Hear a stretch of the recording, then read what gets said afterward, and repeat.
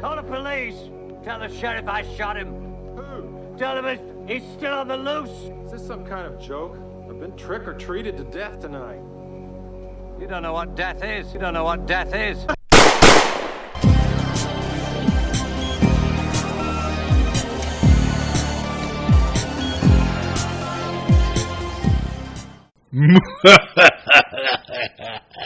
Welcome to the James Bond Complex. My name is Matt. I'm Edgar.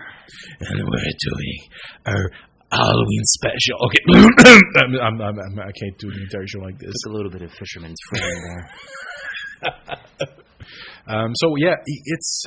It's another bonus episode. It's Halloween theme. It's the season for the season of the witch. The season of the witch. For this episode, we're not gonna the scariest moments in James Bond. It's not that type of thing. I love Bond actors, and I was talking to Edgar about this. I proposed a Halloween special. My idea was maybe the scariest element. I don't know what I proposed, but it was a horrible idea. I don't remember what it was. Yours idea, when you mentioned, I'm like, oh my god, this is so smart. That's who I am. I think I just wanted to do pick a horror movie and start talking about it. But Edgar said, no. I got a better idea. I'm the cinephile. I'll come up with the idea. I used to consider myself a cinephile, a movie lover. You are. But you are. There's movies I'm like, I wouldn't say that. There's movies that you've seen. I'm like, I've never seen that. I don't. Yeah, but at least you know of them. So. Yeah, I know them, but like Taxi Driver. I've never seen Taxi Driver. I feel like I should have seen Taxi Driver. This recording ceases right now. I'm joking. No, that's fine. Don't worry about it. So I replied to. Honestly, I don't remember what your suggestion was. It's lost in the ether at this point. But I replied with, well. We got 50 years of movies. We have 24 official films. A lot of these actors and actresses have been in horror movies or thrillers or suspense films, and 'tis the season. So let's celebrate some of the filmographies, non-Bond filmographies, but we will be referring to Bond actors and actresses and what have they partaken in that was spooky or eerie or skin-crawling or just mushy. Yeah, if it's a little bit horror team, I guess it's we're taking it. We're taking it. I mean, do you want to go? Do you want to go first? Well, I remember coming back at you with a lot of suggestions, some of which were there's a lot that I haven't seen. So yeah, and sometimes it's supporting. I mean, some of the movies that we'll be quoting and talking about today are, the Bond actor or actress is not necessarily the star in the film, but they are there for at least a few scenes, if not, a strong supporting role. I'm thinking most notably of Professor Dent. Who's in Dial M for Murder, which is not really a horror movie, but there is a lot of suspense in it. It's a Hitchcock film. I've seen that one. He's the guy that gets killed. He is there to kill Grace Kelly, and she ends up killing him. See how useless that guy is. Yeah, no. Why do you keep hiring him as the killer? He's no good. Useless killer number one. Yeah, so that's one example. But I mean, Anthony Dawson is not in Dial M for Murder for that much, and it's not much of a horror movie. It's more of a procedural with a tiny little bit of suspense in it.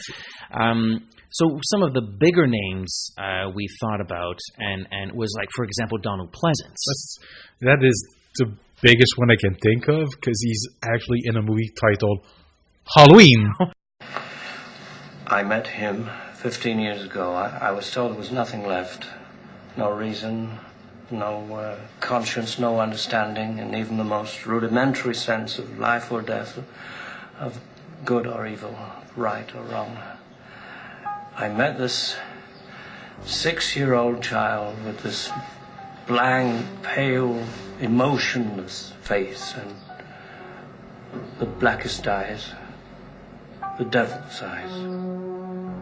I spent 8 years trying to reach him, and then another 7 trying to keep him locked up because I realized that what was living behind that boy's eyes was purely and simply evil. I know, he's in a series titled Halloween.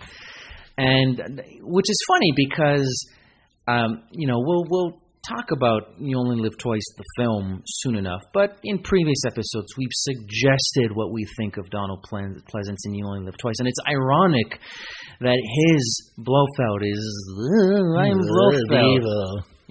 They probably could have used that Blofeld as Dr. Loomis. It would have been. Frankly, he's okay psychologically in the first film. Man, as that series evolves, it's like, yo, man, you're Blofeld, man. Calm down, boy. I've only seen, I've seen the original. I've seen the second one. I saw the third one. The third one is just weird. Yeah, it is one of the most bizarre things. That is a cult classic, the third one. Yeah, but it's like, ironically, it's like one of those bad good movies. I legitimately like it. Really? Yeah, I legitimately like it. But we're not here to talk about season 3, Halloween 3 season of The Witch. Because I know he stays until, I think, the 5th or the 6th one. He stays until the Curse of Michael Myers, which is the one with Paul Rudd, which comes out in the mid-90s. It's the one where there's implied incest. Yes. Yeah.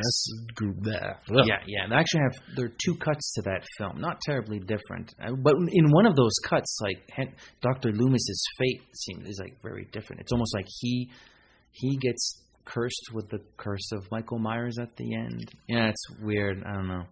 There's a curse, like a little curse at the end.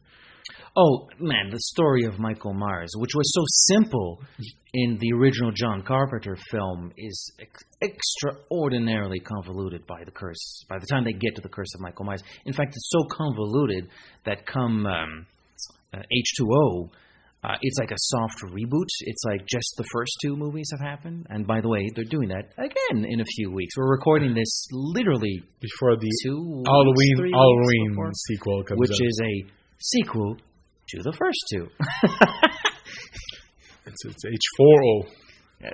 It is, actually. So we got Donald Pleasance in Halloween. So what are your thoughts about that film? This is a movie I usually watch around Halloween on my own because nobody wants to watch it with me. But it's a movie I really enjoyed. I enjoyed the suspense. It's very Hitchcockian. I mean, what's his name that directed this? John Carpenter. John Carpenter has had a couple of really good movies in the late 70s and 80s until I think Memories of an Invisible Man, that's considered as. I cannot remember what comes out first between that and In the Mouth of Madness. I don't remember. I think it's Mouth of Madness. I think Mouth of Madness is 93. I like Into the Mouth of Madness. That's crazy movie. That's a trippy movie. Still makes decent movie, but he doesn't have like the touch. No, it doesn't have that panache anymore. And even most of his movies, like the Thing, didn't make money. That was his stab at a big budget film. I absolutely adore that film, and a lot of people do now. But when it came out, it was a bit of a dud.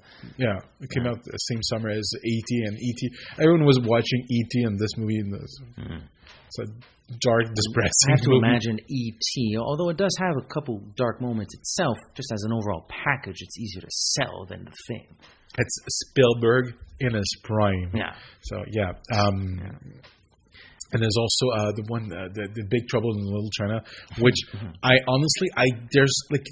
it's a cult movie, but I've never found anyone that can explain to me why. I don't like this movie. I think it's okay. It's fine. No, fine, whatever. But the one that I really enjoy of his, and it's a bit dumb movie, but it's They Live. I love They Live. It is fun. That is fun. I do like that. Like the 5-minute fight in the alley is just like put the glasses on. It's priceless. But back to Halloween, it is like the first shot of the movie. It's a long shot with the POV of the child. It's kind of creepy because you don't know who the killer is. I mean. The kid gets in because plot. There's. Do you want to give the plot of these movies? No, we just it's pointless. Look, it's a bit weird because it's a Bond complex, and we're talking about non-Bond films, not even spy films. Look, man, if you haven't seen Halloween from '78, what can I can't help you, man. Just download it. I don't know. Yeah, I'm going to talk about movies that I haven't seen. I'm going to ask questions to Edgar later on because this one I've seen. This one I've seen many, many times.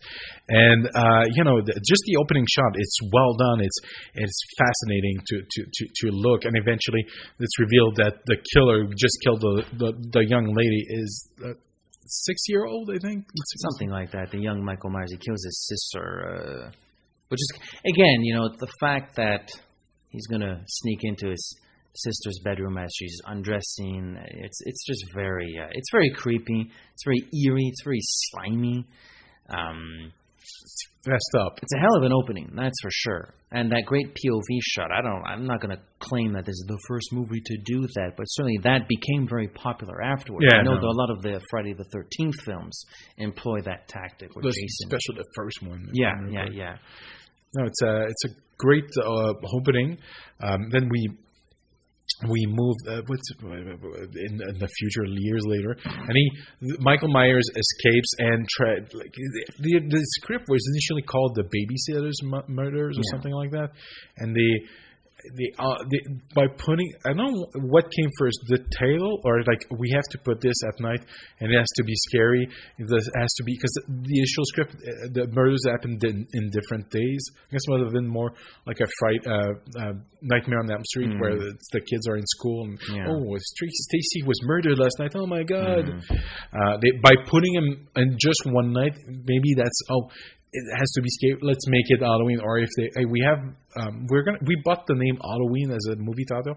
Let's take a script and it's just the script. I don't know how it happened, but it works because it's his Michael Myers' costume is not very fanciful, but he's wearing a mask. Shatner mask. Yes, that's true. Which is not something that ever dawned on me just watching the films. It's only reading and watching behind the scenes material that was explained and demonstrated that it is molded after his face. And you know what's funny? I think it's not in the first one. It's in the second one.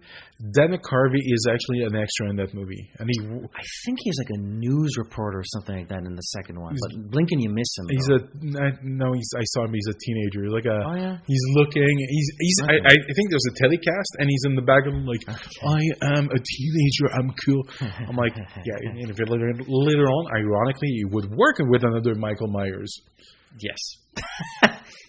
Sure. Hey. I love this film. I love its pacing. I love the fact that it's the kills are not too ostentatious. I mean, the fact that this psycho has infiltrated this sleepy Illinois suburb. I think it's supposed to be like a Chicago suburb or something. Yes. They filmed in California, but they make it look like Springfield, Illinois. Yeah. But they do a great job at making it look very autumnal, because they wouldn't be getting that look if they shot outside L.A. So I don't think the kills have to be ostentatious. Not that kills were particularly bloody back in those days, or not that bloody. For American cinema, they weren't that bloody in those days. They're not using gore as a selling point like movies from a little bit later, like the Friday the 13th. Their selling point was gore. You go to see how's this chick's boob gonna get sliced off. I mean, Michael Myers is just stabby. There's only an unlimited amount of ways he can kill people. It's suspense. Yeah. It's tension. And the score of that movie, like the theme, it's fantastic. Just the doo-doo, doo-doo-doo. I know, it's great. When you think he's down for the count, and he just gets up. I know, he's unkillable. He's the boogeyman. He's the boogeyman. I know, it's fantastic, and Donald Pleasence is really. Yeah, I forgot he's in this movie. Yes, that's why we're talking about it. Donald Pleasence as Dr. Henry Loomis, who has been Michael's psychiatrist for all intents and purposes for years. Although he has, after years of effort, I think the point is he's abandoned any effort to save Michael. He has now come to the conclusion that he's pure evil. This is basically what he says. That's literally what he says. And it's an interesting performance in this first one. He's not as cray-cray as he gets in the... I mean, he does some weird things in the later ones. But in this first one, he still kind of has his head on his shoulders. But there are these little funny moments. There's a moment where he arrives... It's not Springfield, it's Haddonfield. Yeah, you're right. I'm thinking of... The Simpsons. No, it's Springfield. It's in Nightmare on Elm Street. Or is it Springwood or Springfield? I don't know where it is in Elm Street, though. But it's whatever. We're talking about Halloween. So Halloween is Haddonfield. So he arrives in Haddonfield and intercepts the sheriff. And they go to the old Myers home. And Dr. Loomis says, Michael will come back here tonight. This is the end game, protecting his former house. The sheriff buggers off to do his business. So Dr. Loomis sticks around, waiting for Michael. And there's this moment which just gets me every time. These little kids, it's trick-or-treating. They show up, and Dr. Loomis is like behind the bushes, and he goes like, hey, you. Get your ass away from here. And they run. And it cuts back to Dr. Loomis, who sort of surprised up with a smile on his face. Like, I can scare kids too. I love that. It's so, why is that in the movie? But it's very funny. He's more known for being the bad guy than the good guy. And I think that's why he accepted the role. Because it's a very small role. And I don't think the pay must have been great, but... the movie didn't cost very much. I can't imagine him getting paid on that. This and James Bond cemented his career. Like in pop culture, it's kind of like Sylvester Stallone. Stallone is Rambo and Rocky. And I would have to say, we're Bond freaks, so it's easy for us to say Blofeld. Your general movie fan, I think it's probably 50-50. I think you got 50 people saying, yeah, Blofeld. I think you got 50 people saying, no, Dr. Henry Lewis. Yeah. This is an iconic role. It's an extremely iconic role. I think he saw it as Van Helsing against Dracula, and it's pretty much what it is. Yeah, he's actually very correct with the assumption. In regards to the remake, it's played by Malcolm McDowell. And the remake itself, the first one I kind of enjoy. I could not watch the second one after. Me, it's the opposite. I can't stand the first, but I can digest the second. Really? Yeah. Funny, huh? And yet the first one is well, no. I was about to say it's a fairly faithful remake of the original, but I hate it. So it's obviously not that faithful. But as far as the plot beats go, it's a fairly faithful. Recreation of the original. I can't stand the tone of the first. It's very gross. It's very. I know I'm not going to quote the film because we want the PG rating on iTunes. But the point is, every second word is bang, bang you, bang me, bang you. It's shut up already. You want to put it's. Yeah, I enjoy it as much as you can enjoy any remake. It pales in comparison to the original. I mean, there's a reason why they're not the new one. They're completely ignoring any of the sequels or the remake. We're doing another Halloween. It's a sequel to the original first two. I think it's the first two. I hope it's a sequel to the second one because I really like the second one a lot. I love this. It's not as good as the first one, but I love it though. Doesn't he burn down completely in the second one? So how can it be a sequel? He keeps going when Loomis shoots him in both eyes. One of the most iconic images of the second one is the tears of blood coming out of his eyes, the holes in the mask, and they're dripping down. I've seen that picture. It's kind of gross. The first one, the second one starts amazing. The second one starts where the first one ends. As we recall, Loomis shoots Michael on the balcony. Michael falls down, and then they go, and he's gone. It's just the silhouette of his huge body in the grass.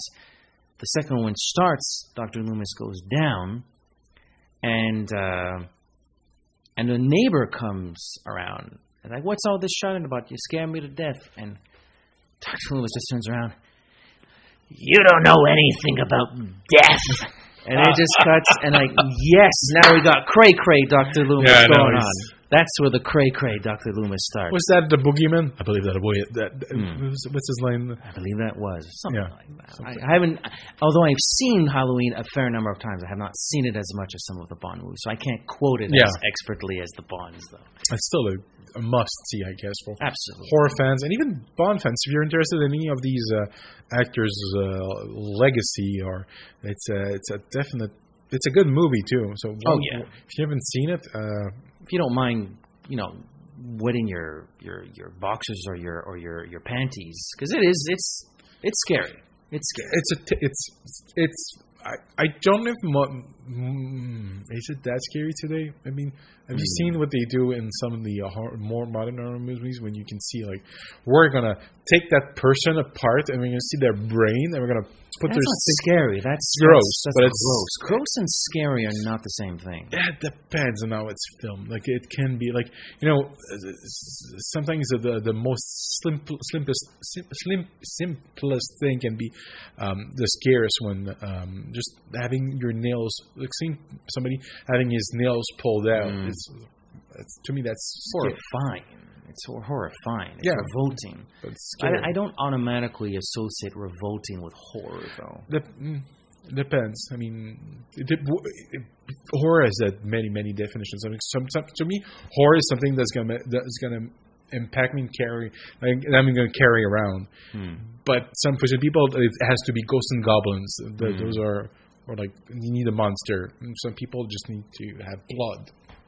On the topic of monsters, one of the most famous monsters of them all is Dracula. The Count. The Count Dracula. Vlad the Impaler. I haven't seen all of the many versions in the world. So you haven't seen all 473 movies of Dracula? How can you call yourself a Dracula fan if you haven't seen Dracula 2000? Speaking of Bond actor, Jared Butler is Dracula in that movie. Now we're stretching things.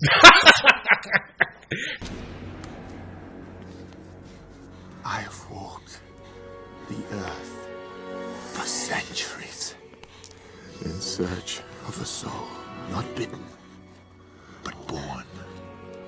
I am not like you. Everything I am is yours. Mary! Mary! And all you are is mine. No, we're not going to talk about Jared Butler. I have not seen. That's one I haven't seen. That's one I've seen. You go ahead. You want to talk about Dracula? I'll let you talk. It's not good. It's silly. No, it's not 90s, but it feels like it's from the 90s. Isn't that a Dario Argento film? No, I don't know. I think it's a Wes Craven production. Okay. I think that's something of something else. But it's so bad. It's the only thing I remember is Jerry Ryan from Star Trek Voyager's in that movie, and she's hot. So I was like, who plays Dracula? Jared Butler. Oh, really? Yeah, I was not kidding. He actually plays Dracula. Right, could have been like Jonathan Harker or something. No, it's weird. Is it Max von Sydow that plays? What? I think he's in that movie. Because there's in that version, Dracula has been captured by Van Helsing, and Van Helsing for over 100 years has been leeching off blood and sort of filtering it and injecting into himself to stay alive. And Dracula is in fact Judas from biblical times, from Jesus Christ, that turned into a vampire, the first vampire. And yeah, that's what I remember from that movie. And eventually there's a plane, and Dracula's coffin is in the plane crashes, and there's a journalist played by Jerry Ryan who's reporting on the plane crash, and she gets turned into a vampire. The guy with the frizzy hair from That 70s Show isn't there, turns into a vampire. No, I don't remember if he turns into a vampire. He's in that movie. And then the great-granddaughter of Van Helsing is targeted by Van Helsing because she has his blood in her, because Van Helsing is still alive. And I think he's played either by Max von Sydow, or what's the the actor that replaced Kevin Spacey in All in the Money in the World. Oh, Christopher Plummer. It's either him or Christopher Plummer. I don't remember. I mean, I've seen that movie once over 18 years ago. POS. Oh, pas mal, ouais. Oh yeah. Well, the reason I brought Dracula up was for a more obvious Bond connection. I know. I'm sorry. Gerard Butler is in Tomorrow Never Dies. He is. Yeah. He was a character in a Bond film. Got a paycheck. Small character. You got a paycheck from the Bond movie. Sailor number 17. Yeah. No, I was thinking about our friend Christopher Lee. No, the other Christopher. Not Plummer, Saruman. Count Dooku. Count Dooku. That the leader of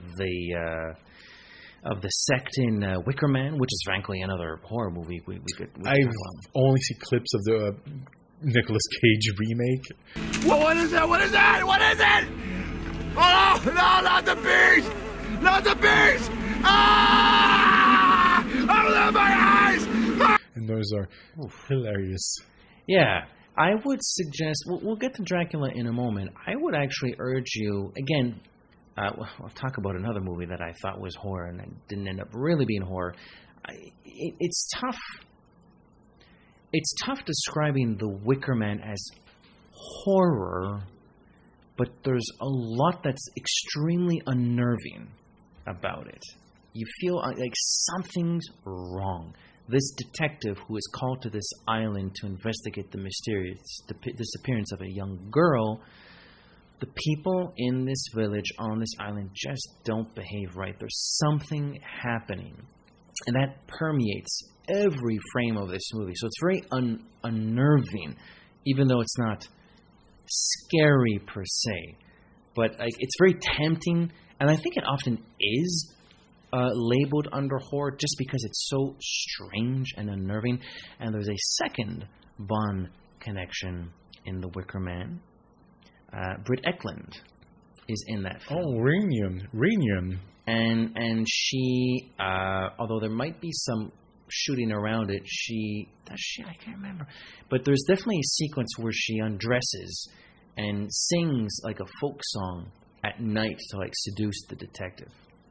It's weird. It's a weird movie. But Christopher Lee plays sort of the mayor? I don't know. Director of this. Leader of the community? Leader of the community, very well. Do sit down, Sergeant. Shocks are so much better absorbed with the knees bent. Please.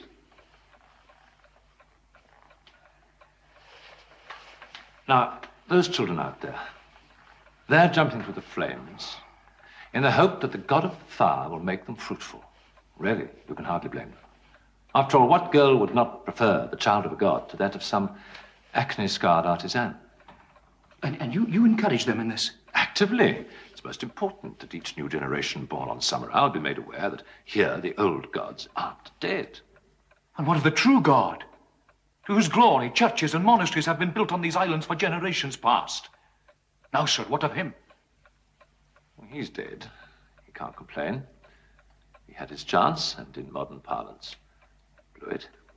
And he gives a very good performance as well. Isn't there some singing and dancing in that movie? Yeah, well, exactly. The people of this community are disciples of a religion of sorts where they worship animals, they dress up as animals, and essentially, in order to keep what they think their culture alive and protection from something up there, they bring a sacrificial lamb from the outside world to the island. So there is no lost girl. That's a story to get someone from the outside world that they're going to barbecue. So it's pretty much, the remake is pretty much beat for beat, because I think Nick Cage gets burned alive. That is how the original one ends, and it ends, it's like sunset, and they're all singing their little, not folk songs, what's the word I'm looking for? A religion that doesn't adhere to the deities that... Pagan, yes. This pagan religion They do these dances. They have like big pig masks and wolf I've seen masks. images of it. I'm not completely clueless, but I've seen Christopher Lee in another movie, or actually, I've seen him in a few of the later sequels because he played not only he played Frankenstein's monster only once. And then he's not known for that, though. No. But makeup's kind of good. Is that a Hammer film? Hammer? Yeah, there's no Hammer. It's he played the monster in the first one, and other people have played monsters after. But yeah, it's an Hammer film. Nice. Well, on the topic of Hammer, the Dracula movies. I actually have a couple on Blu-ray somewhere here. That's a set that I'm not selling. Although they're the sequels, like Taste the Blood of Dracula. Satanic Rites of Dracula. That one I didn't see, though. The one I've seen is Dracula 1970. No coffin could ever hold him.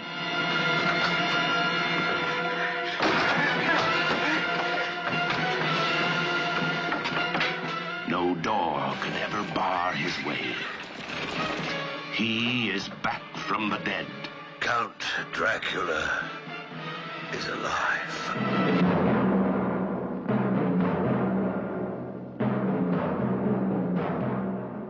And yeah, go ahead. Is it 70 or 72? Well, it starts with Dracula and Van Helsing fighting, blah blah blah blah blah.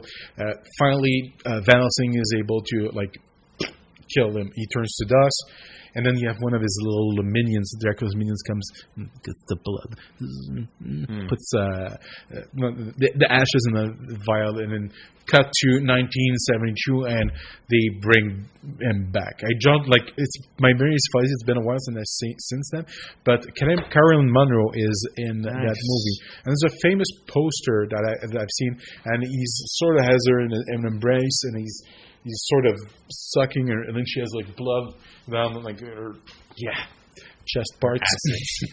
But it's her assets, and it's a beautiful picture. And that movie came out around the same time as The Men with the Golden Gun.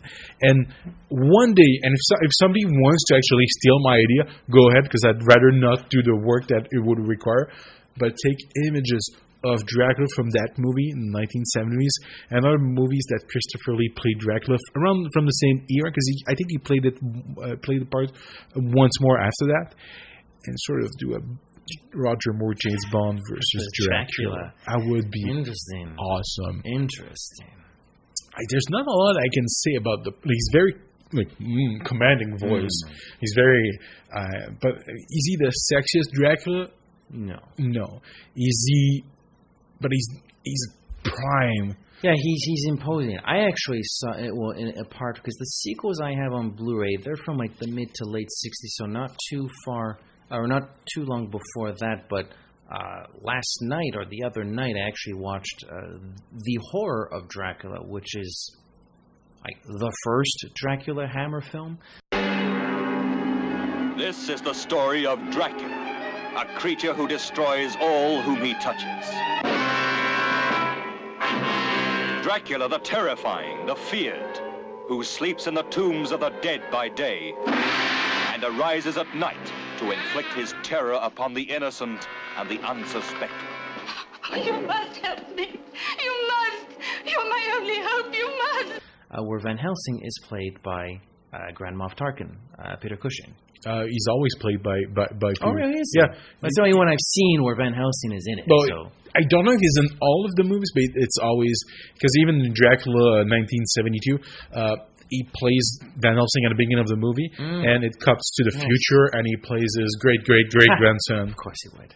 Yeah, that's funny. The ones I don't, unless I'm misremembering the ones I even own, but it's an interesting film. I love the music, and it's so unsubtle in the Hammer films, but it's such good scores. It's so pretty to look at. They're so beautiful, and all the ladies are the most bodacious creatures I've ever seen. That myth about British women, with bad teeth and not I don't know, man, in the 60s and 70s and late 50s, some of those British women that were showing up in these Hammer films, got no problem with them. The horror of Dracula, it's actually a lot more about Van Helsing tracking down Dracula. We do see Dracula. Chris Lee is there. He's very imposing. He's extremely tall. He's obviously a little younger, although he's born a long time ago. Even in 58, he's like in his 40s. But he's a little more spry than as maybe many of us know him. And Van Helsing's partner in crime, played by Michael Gough, Alfred. Alfred. Yeah. I heard he was a regular in the Hammer movies, but I didn't know he played that part in the Dracula movies. Very, very good. I mean, Christopher Lee looks amazing in the part. He's not sexy, but he looks fantastic. He's so tall. Primal. Yeah. He does actually look generally creepy when he opens his mouth and he has the freaky eyes. Yeah, it's a good presence. It's very, very good. I don't know if it's this one, but I know there was one of the movies that he refused to say any of the dialogue because he's like, yeah, this dialogue's bad. I'm not saying any of it. So the entire movie, it's him as Dracula, but he's an animal basically. He's just like killing people. Interesting. Huh. Yeah, and he played the part, and I think there's a huge guy. I think he played the part once, and they waited a good 10 years before doing any sequels.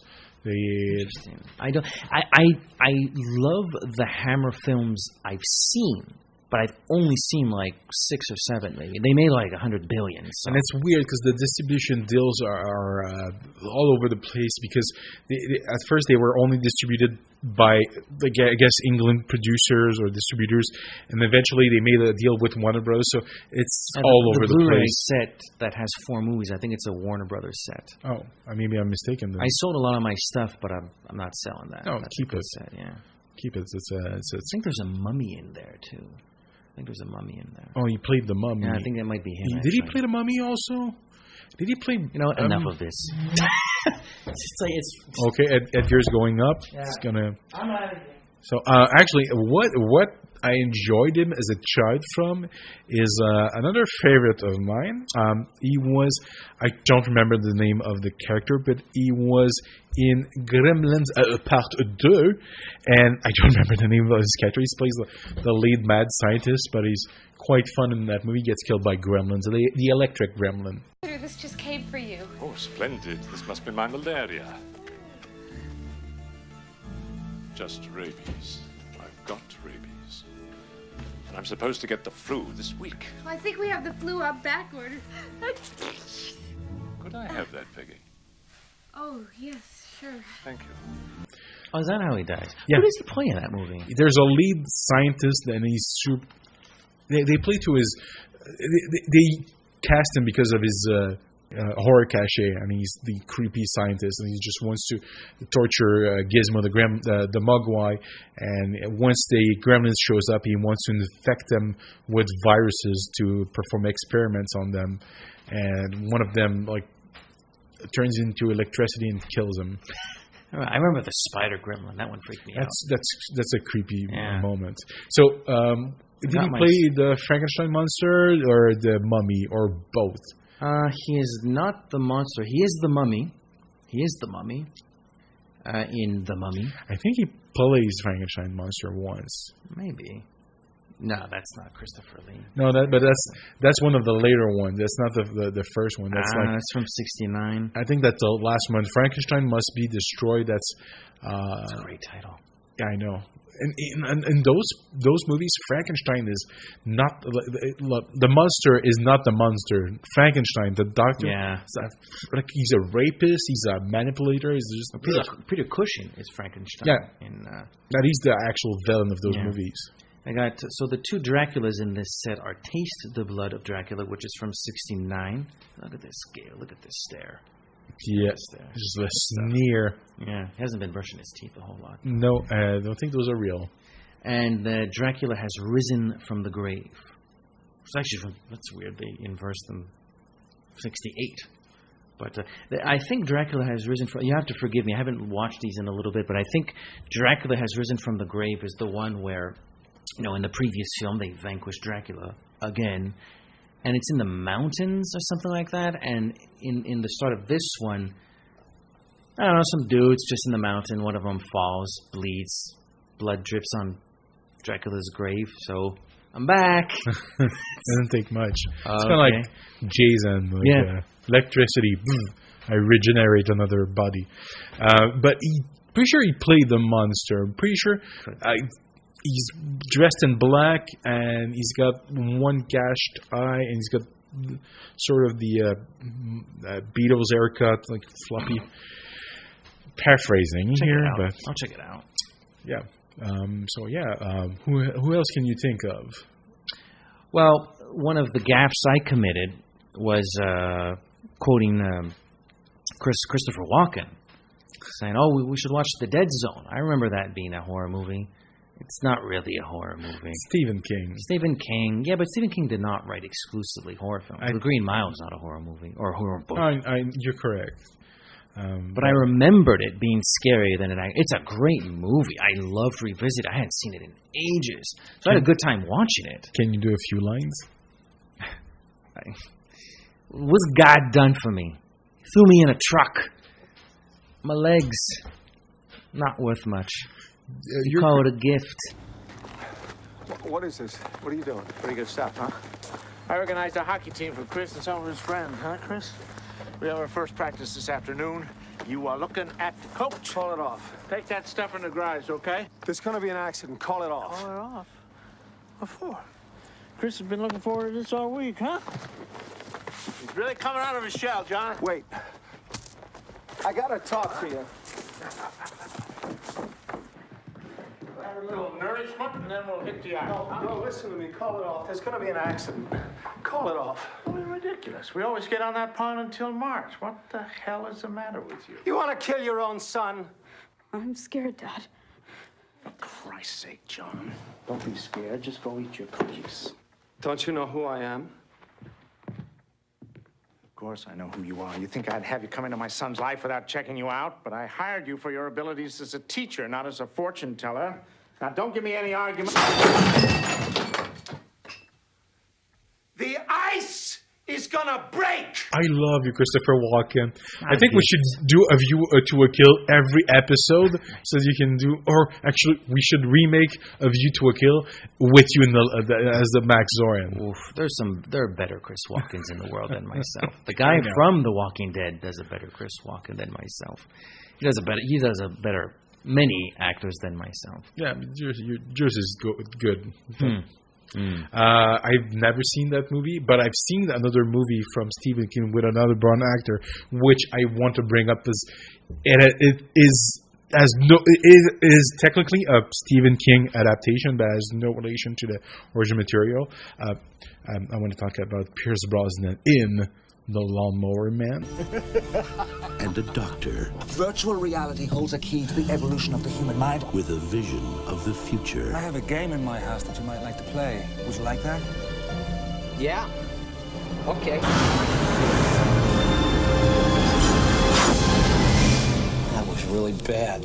I have different games. I even have one that could help make you smarter. Now, Job Smith is about to enter the world of virtual reality. It's gonna hit me! No, Joe, just relax.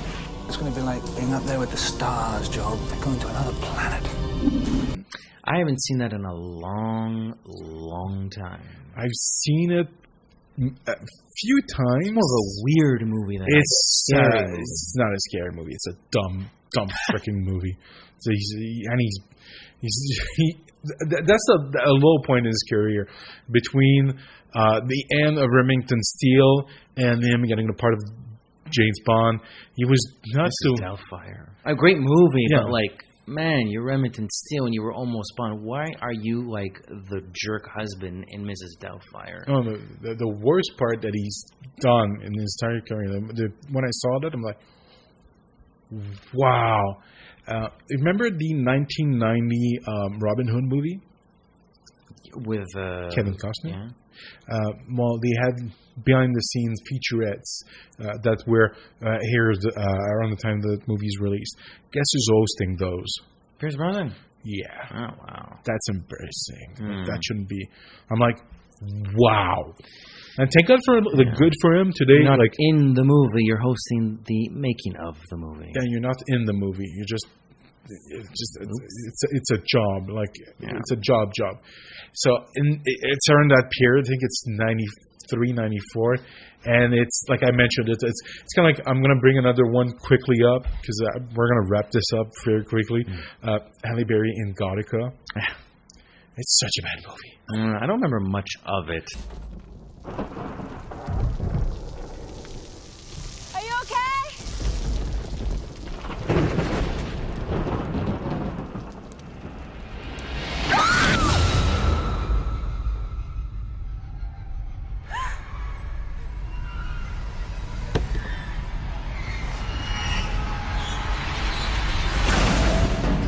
How long have I been in here? 3 days. I want to talk to my husband. Doug is dead. You killed him. There's no way. It's the last thing you remember. There was a girl. This is a girl that I saw. This is the girl. It's impossible. She died 4 years ago. The one thing of my one... she shot the movie in Montreal. She met the guy she would actually have children with, Gabrielle Aubry, I think.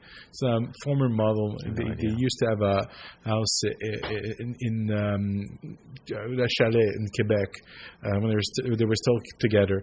And she broke her arm. I remember that made the news locally.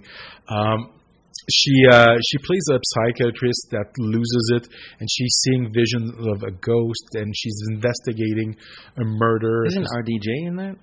Yes, he is. That's around the time that he started coming back, because it's implied that him and Halle Berry, their character, had a relationship. Eventually, it leads her to what's her name? Penelope Cruz is also in that movie. I don't remember anything about this. But the thing is that it turns out that her husband and another doctor, because the story is that she's accused of killing her husband, but it turns out that she was possessed by a ghost, and she's sent to an insane asylum, and her husband's friend is sort of in charge of that asylum, and she's still seeing ghosts, and eventually it turns out that it's not. Her husband and the other dude were actually both serial rapists that killed. Serial rapists. Yeah, okay. Killed a bunch of women, and she finds a tape of proof that they actually raped the girl of one of their colleagues, I think. And at the end of the movie, Halle Berry is trapped in some building because she's looking for proof, evidence, and the other doctor that helped her husband to rape girls and kill them is tracking them down, and he takes his shirt off. And I remember that because I was in theater. I was like, and I was bored. I hated this movie. I was like, wow. I said to the girl I was with, wow, so c'est sexy, and she started laughing. I'm like, yeah, it's a guy about my size. I'm like, you don't take your shirt off. Especially when you're trying to be imposing, you just look flabby and gross. Does Halle Berry's character laugh at him? No, she's crawling in the ground, and eventually at the end of the movie, he's defeated, and she thinks it's over, and she's at the corner. She's looking at a weird person at bus stops, and something passes through him. She's still seeing ghosts, and that's on the movie. And it's not a good movie. But sounds a little convoluted, but it's based on nightmares. But I remember that because of the joke that I made while watching the movie and the reaction I got. I was like, that's hot. That's hot. The girl was kind of cute. So, but I do want to bring out one of my favorite horror films. It's called The Haunting. An evil old house, the kind some people call haunted, is like an undiscovered country waiting to be explored. Hill House had stood for 90 years and might stand for 90 more. Silence lay steadily against the wood and stone of Hill House, and whatever walked there walked alone.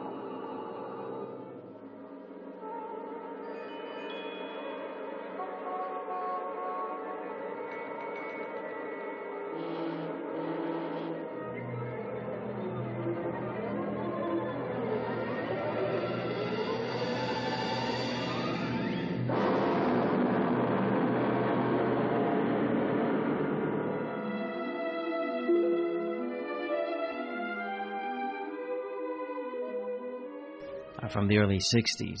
It features Lois Maxwell, actually.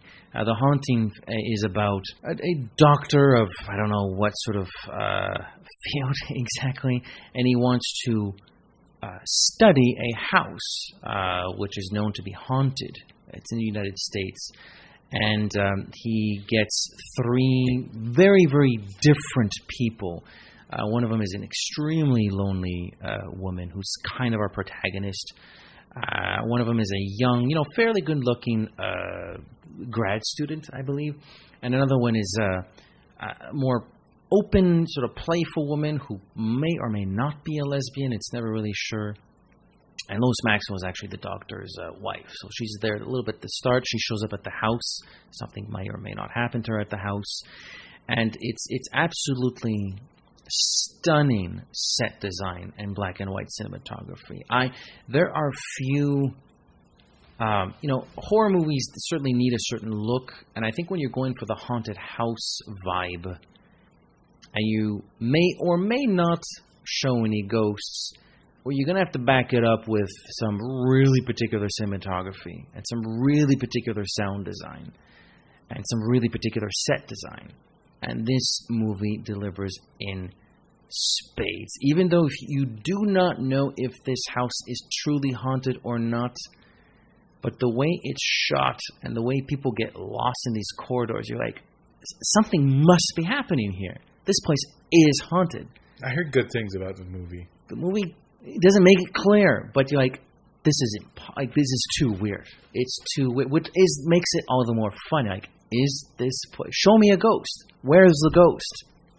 I don't know where the ghost is, but this is a freaking weird house. I've seen the remake with. So have I. Well, there's no secret of whether it's haunted or not. And there's no secret whether it's good or bad. Yeah, no, it's not. It's horrible. It's not very good. It's Catherine Zeta-Jones. Yeah. Qui-Gon Jinn. He almost quit acting because of this movie. He's like, I'm not doing any, because I think he shot that movie and Star Wars back to back, and he was like, I'm not playing against green screen ever again, because he was not impressed with either movie again in filming experience. I heard that there's like a wall that breathes. That's gonna. No, but they hear very, very, very faint, plaintive voices. You can't really make out what they're saying. But again, it's like nothing's clear. Isn't the wall moving or something? I don't remember that part. I heard that it's an impressive effect for its time. I believe it's directed by Robert Wise. Yes. Who directed a lot of good movies. What's a lot the of film movie? noir. There's a singing and dancing movie that he directed. West Side Story? Yeah. He also directed the Andromeda Strain, I believe. Also directed Star Trek, the motion picture. He did indeed. A good movie. I do like Star Trek movies. But anyways, I just wanted to highlight The Haunt. It's one of my favorites because it plays with you. Just as the house is playing with the characters, including our friend Lois, the film plays with us. It's great. I absolutely love it. I think we have to wrap this up. I think we should wrap this up. This has been fun. It's been fun. Maybe there'll be a second edition. Who knows? We got a year to decide. Yeah, we'll think of something. If we did this in about a couple of days' time of prep work while prepping the other episodes, I'm sure 12 months is. Yeah, no, especially, I came up with this idea, I think, last week. It's not even 7 days since I came up with it. Yeah, it was a good idea. We have people everywhere. The www.thejamesbondcomplex.com. We have a Facebook page, The James Bond Complex, a Twitter account at The Bond Complex, an Instagram account for scary pictures at The James Bond Complex. You can subscribe for YouTube. YouTube. And give us a thumbs up. Give us a knifes up. We are on Google Play. We're on Google Slay. It's like the Simpsons. Now I'm in it. Yeah, so it's I'm the in it to win Simpsons it, baby. credit version, the James Bond complex version. Absolutely. So subscribe and download us at Google Play and iTunes, of course. iTunes. Search, subscribe, review, and give us a 5-star Golden Gun rating. Or else. We're on Twitter individually at I'm at double O Pop. That's the word _pop. I'm at Matt Hooker with 2 T's. That's right. I love it. I love the acting. Great job. Oh, yeah. We should do all of our podcasts like that. Just as James Bond is wont to return, so too will the James Bond complex. ...